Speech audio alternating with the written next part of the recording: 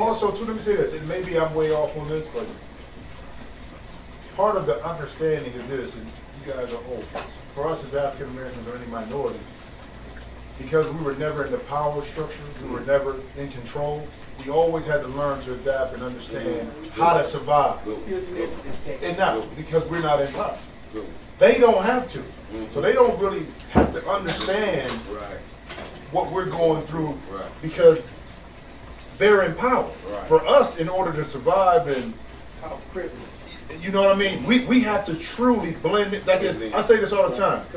In the neighborhood, in the neighborhood, my neighborhood, if it's a white guy, white lady walking down the neighborhood, most of the time, ain't nobody bother them. They're like, they must be pretty cool if they're in this neighborhood. They all right. And then automatically you get to know them, you go look out for them to make sure they go. That's just how we are. But it's vice versa on the other side.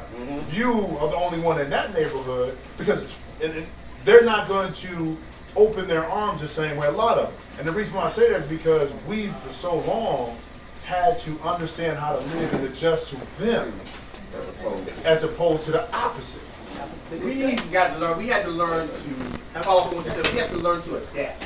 Yeah, we got to learn to adapt to this because if we don't learn to adapt, then it becomes a survival issue for us. And it's been that way. We're not gonna survive. It's been that way since we were enslaved. We're taught that. We're taught that like it's how to survive. If you don't do this, when stopped by the police officer. This is what you say, this is what you do, this is what you don't say. If you go to such a neighborhood, you don't walk in, you don't do this, you don't do that, you don't stop here, you don't go there.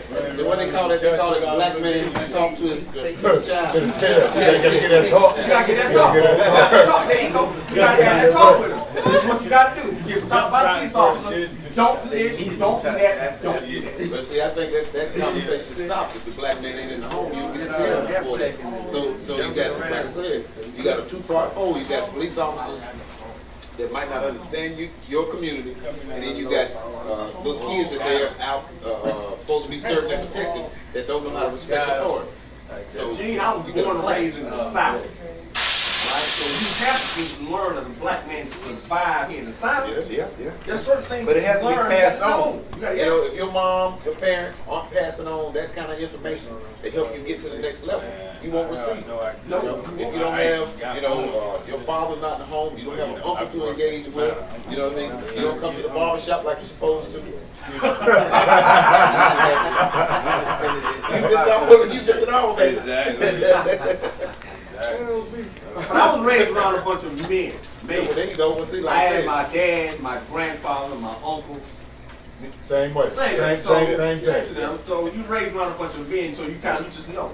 But they keep your line and you follow. But when that's not in the equation. And these women, I didn't go back to say, women you have to teach a boy how to be a man. But and I've learned so much, man. I've been blessed to play and travel and meet people, black, white, whatever nationality. And at the end of the day, you got to be taught. Because I got some great people that don't really.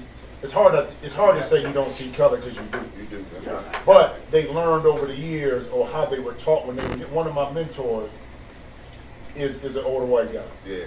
But he gets frustrated when stuff like this happens. When we talk about race, and all he says is, you look at the individual, you judge them by their merits, what they do right and wrong, and that's what it is. That's just what it is. And if everybody would do that. I know, but I'm just saying. Preconceived notions. Right, preconceived notions on how we are, but and that's the thing about, for me, playing in the NBA for 14 years, lived in 12 cities. I got a chance to see and live in different places and be treated a certain way because I played, but also get followed by cops because I drove a certain car. Listen, it's been an informative conversation. I learned a lot.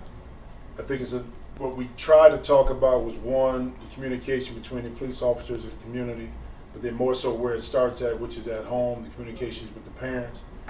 I think it's very important. I'd like to thank Gene for allowing me to come in here and just chop it up. Just have something to say. Woody, who lended his voice, who gave us a different perspective in regards to what's going on.